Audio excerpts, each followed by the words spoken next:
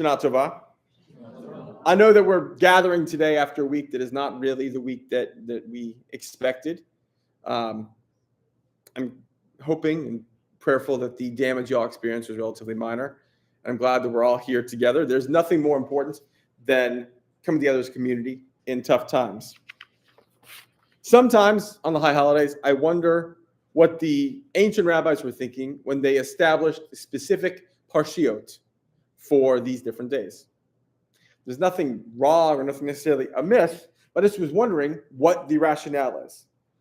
For example, the story of Hagar and Ishmael, I referenced this earlier today. It's the story we read last Thursday morning. It does not, at first glance, have all that much to do with Rosh Hashanah. This week, though, and particularly this year, I believe that Acharei Mot, which is the portion we read earlier today, is particularly apt. Acharei Mot means after the death. This year, as we mark Yom Kippur, we're of course grappling with death in multiple forms. Just 2 days ago, obviously, there was a massive hurricane here in Florida. People lost their lives, people lost their livelihoods, people lost their homes. The impact of Milton was thankfully relatively muted here in Orlando, at least in comparison to perhaps Sarasota or Siesta Key. But I'm sure we all know people for whom the hurricane was catastrophic. Acharei Mot. And this is our first Day of Atonement since 10/7. Acharei Mot, after the death.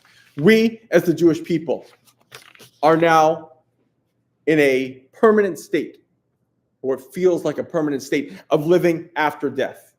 We're nearing the end of the first Jewish year since the attack.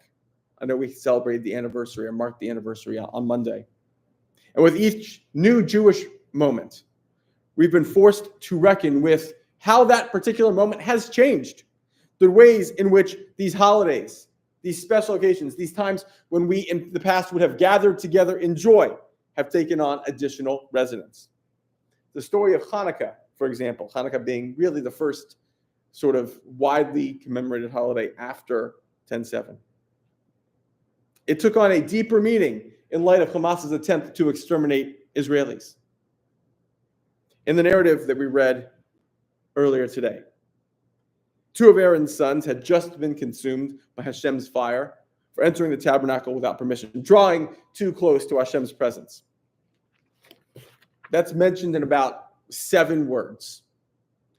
And then Hashem proceeds to give instructions, as I said a little bit earlier, for the priestly dress and the various sacrificial offerings. For anybody who has not actually read the English of some of these sort of laws about the sacrifices, there's a lot more blood and sprinkling of blood and talk about, feces than you would really expect the Torah to have.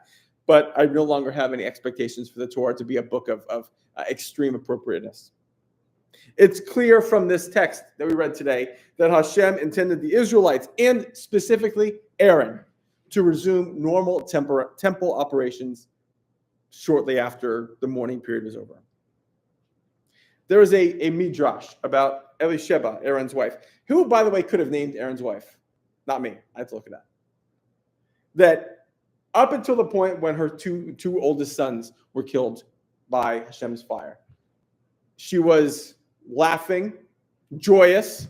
Her brother-in-law, Moses, was the leader of the Israelites. Her husband was the high priest. Her sons were all deputy priests. Everything seemed to be coming up excellent for Elisheba and her family.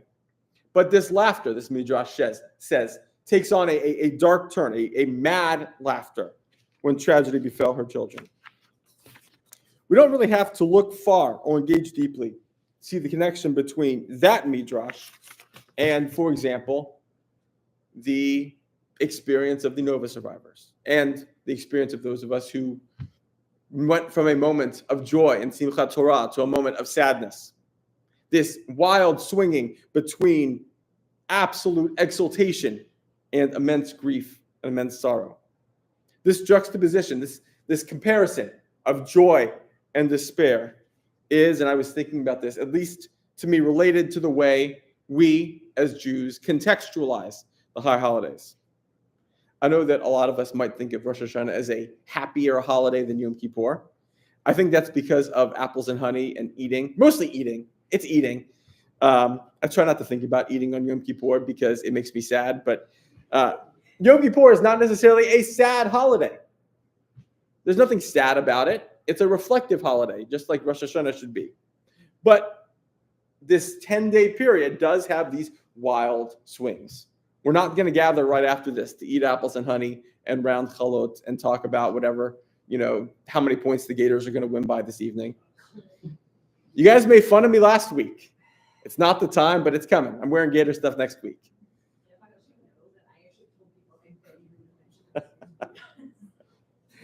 I decided 10-7 wasn't the day, but it's coming. Last year, during Yom Kippur, I talked about the days between Rosh Hashanah and breaking the Yom Kippur fast, how these are obviously and specifically, deliberately set apart from the rest of the year. This is clearly true. There's even specific traditions for that intermediate Shabbat, which is the Shabbat we celebrated 8 days ago. But if this past year has taught us anything, if we're able to learn any lessons from the past 370 days, I'm not really sure we can learn all that many lessons, but if we can, it's that we should not discard the 355 days of the year that are not this 10-day period, and then rush and sprint to get all of our spiritual deliverance during that period. It doesn't work like that.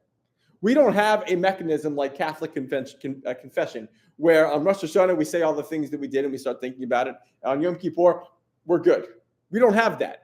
This needs to be a cycle.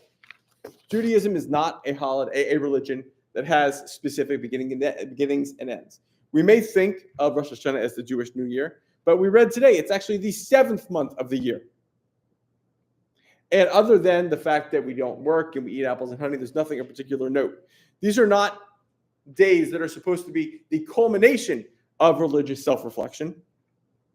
They're, in many ways, and this is how I like to think about it, the beginning of a period of reflection.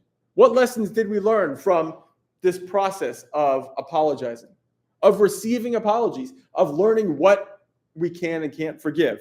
How can we take that into this next year?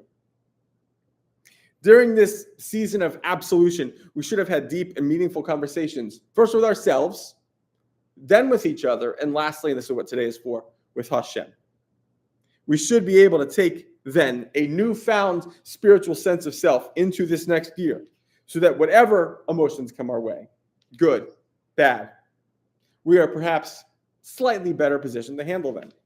And so my hope for all of us in 5785 is a year full of deep, hearty laughs and love that fills you up so much that you can hardly breathe, and the type of joy that comes from a place so deep inside you, you didn't realize it was there. Shana Tova.